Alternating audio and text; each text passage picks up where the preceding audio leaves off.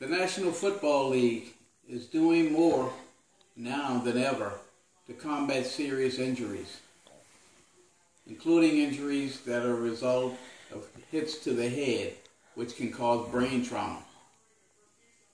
But there needs to be a cultural shift to change the warrior mentality of the players who are reluctant to disclose when they have been hurt. These are the words of Roger Goodell, Commissioner of the National Football League. I have played football, studied football, and coached football for many years and can really appreciate the magnitude of a serious injury.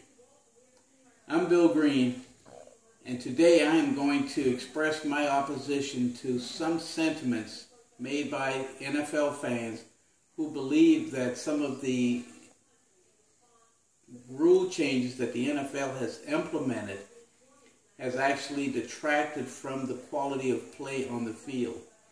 3 of the rule changes that we'll discuss today are the ban of the horse collar tackle, lowering the head, and removal of the helmet. The horse collar tackle is a very effective and extremely dangerous maneuver. This tackling maneuver is done from behind the ball carrier, where this world-class athlete running at full speed is brought down abruptly by the top of the shoulder pads. This can be very dangerous and result in head, neck, and spinal cord injuries to the player. I cannot see how this tackling maneuver being banned can detract from the game.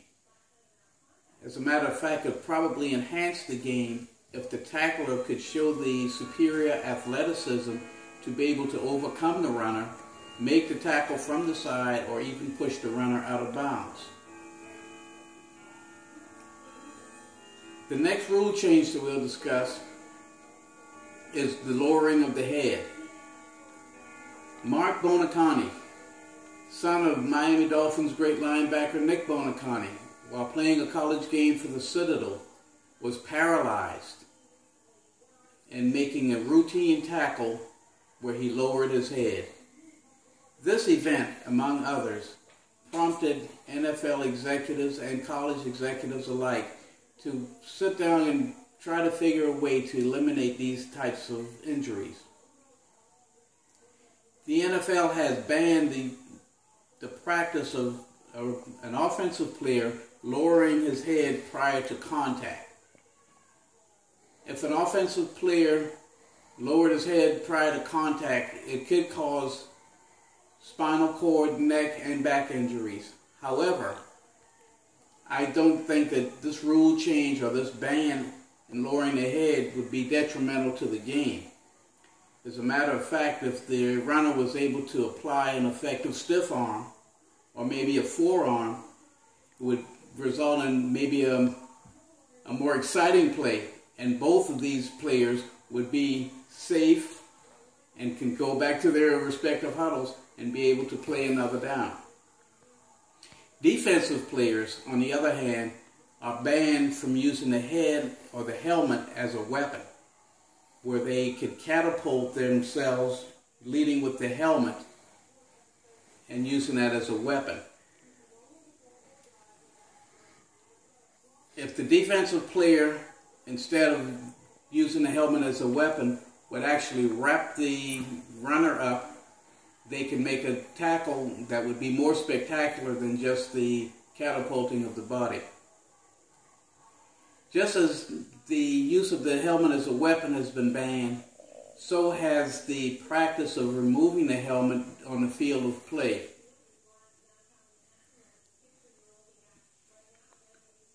Football players are not allowed to remove their helmets while they're on the field. Now, with the helmet being the primary protective device of an NFL player, having the helmet removed, not being able to provide the protection required, would make this an automatic common sense rule to make. And it would also provide the the ball player with enough protection that he can continue to play. Just as removing a helmet can cause problems, it is also forbidden for an NFL player to try to remove the helmet of another player. This headgear is a very tight-fitting piece of gear, and it's difficult to place and remove from the heads of the people that they're fitted for. So in attempting to remove this helmet from another player's head could definitely cause head, neck, and spinal cord injuries.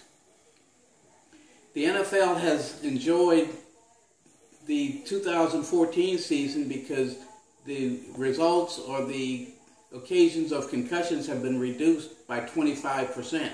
And this is probably attributed to the the concussion protocol, where players have to pass a series of tests prior to being reinstated to play.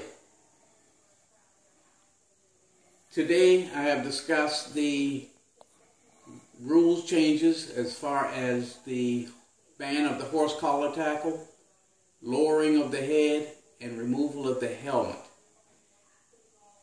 I think I have provided enough evidence that none of these rules changes have affected the play or the quality of play on the field and have actually enhanced the player safety requirements.